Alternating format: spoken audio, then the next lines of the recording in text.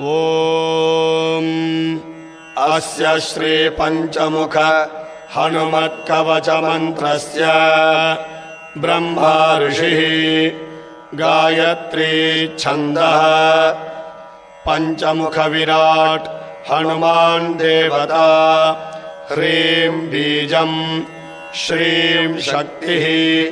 क्रौं कीलकं क्रूं कवचम्